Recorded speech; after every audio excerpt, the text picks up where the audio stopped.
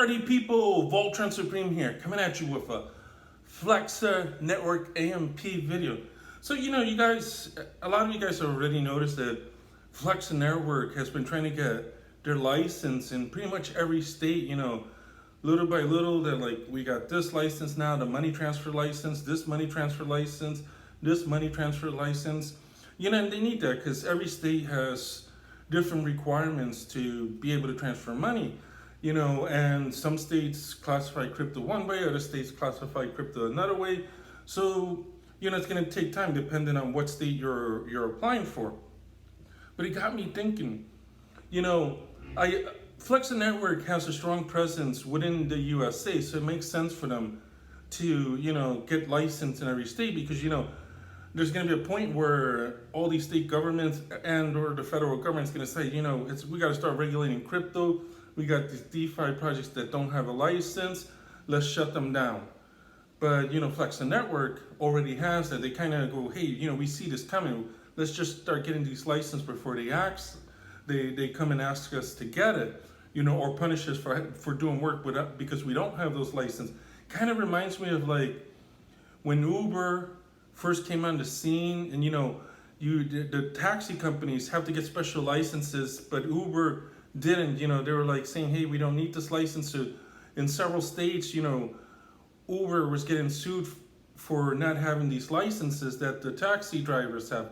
I don't know the results of each individual case because every state is different, every city is different, but I can see something like that eventually happen where they're gonna like, hey, we need to start cracking down on these unlicensed crypto companies, so those that are licensed can continue. And Flexa Network's already planning ahead. But it got me thinking, they also got a license in El Salvador, and I made a video about Flexa Network AMP invading South America. And I said South America is the crypto gold rush. It's the new gold rush, the modern day gold rush. And El Salvador, to me, makes a lot of sense because they are crypto friendly. Other places are banning it, but not El Salvador. El Salvador's inviting people.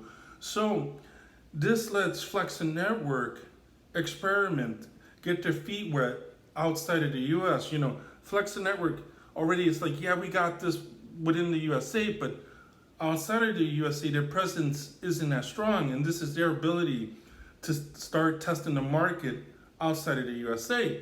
So we start with El Salvador because, El Salvador's friendly. But then from there, they might eventually decide to, hey, let's hit Brazil. Brazil's kind of friendly too. And they got me thinking, why could they be planning? Could they be planning more stuff? Are they looking to do something similar to Western Union? Because that would be a big market. The people who are opposed to crypto are those that are benefiting from the system the way it is now. Western Union would be one of them, because a lot of people, I live next to the border, so we have a lot of people that work here and send money with Western Union or a similar company to Mexico, for example, but they get charged an arm and leg to transfer money, to wire money.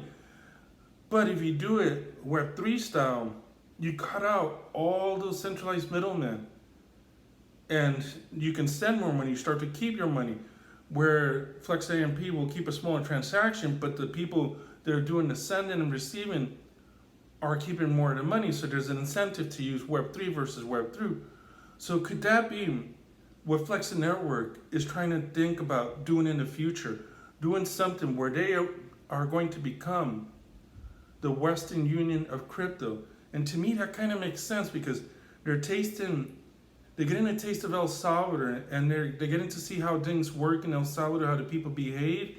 And from there, they might be able to move to Brazil because Brazil, more people, I think, it's getting to the point where more people are not in traditional banking systems and do things through non-traditional banks like Nubank, which is their banking for people who can't get a regular bank account. So there's an avenue there. Ultimately, Mexico as well, our neighbors down south, because there are a lot of people here that send money. And once people realize it's cheaper to do it this way, there might be a big business opportunity for Flexa Network. So Flexa Network, the Western Union of crypto. Something to think about. Anyway, guys, I'm not affiliated with any of these companies I spoke about. Always do your own due diligence. Until next time, peace out. Safe invested.